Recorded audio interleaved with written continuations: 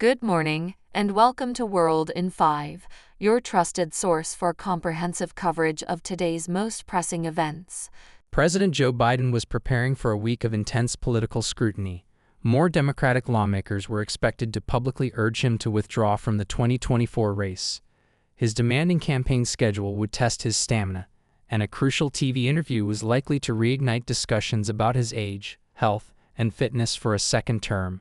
We have Shelby reporting on this. For a brief moment, politics took a backseat. Bipartisan condemnations of the horrific attack on Trump poured in from across the country. The Biden campaign swiftly paused TV ads and political communications, and the White House postponed the president's planned trip to Texas, where he was set to attend a fundraiser on Monday. Biden also addressed the nation from the Oval Office, urging for a reduction in political hostility. Another notable change occurred. The calls from within Biden's own party for him to step down from his re-election bid ceased. These calls had been growing daily following his poor debate performance against Trump last month. Back to you, John. Thanks for that update. The motives of the gunman who fired at former President Donald Trump in Pennsylvania on Saturday remain unknown. However, the incident occurred during a period of intense political anger and anxiety in a deeply divided nation. We have Anthony reporting on this. Violence has increasingly targeted individuals across the political spectrum, affecting Republicans, Democrats, conservatives, and liberals alike with disturbing regularity. In 2022, the FBI thwarted a plot to assassinate conservative Supreme Court justices. That same year, a hammer-wielding intruder attacked the husband of then-House Speaker Nancy Pelosi at their San Francisco home. In January 2021, a violent mob stormed the U.S. Capitol to disrupt the certification of Joe Biden's election victory. In 2020, would-be kidnappers plotted to abduct Michigan's Democratic governor, Gretchen Whitmer, leading to terrorism charges.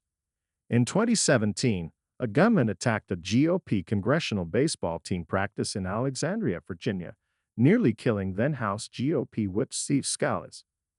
These incidents range from organized conspiracies to the irrational actions of lone attackers, all fueled by a desperate and intractable polarization where apocalyptic rhetoric is used to demonize both sides of the political aisle.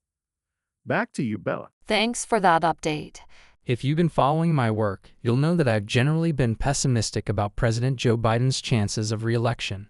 There are several reasons for this, including his trailing in both national and swing state polls, as well as his approval rating being below 40%. We have Jensen reporting on this. Sometimes it's useful to consider the counterarguments. Despite experiencing arguably two of the toughest weeks for a president seeking re-election, Biden remains close to former President Donald Trump in the polls. On average, since the debate 15 days ago, Trump leads by 3 points in national polls. A recent NPR/PBS News/Mercer College poll released Friday morning showed the race at 50% for Biden and 48% for Trump, which is within the margin of error. Given these polling results, it's premature to confidently predict the outcome of the presidential race. Historically, since 1972, the average deviation between polls at this stage and the final election results has been 6 points. Back to you, John. Thanks for that update. President Joe Biden made a notable statement during his rare news conference on Thursday when asked if delegates pledged to support him at the Democratic National Convention have his blessing to back another candidate.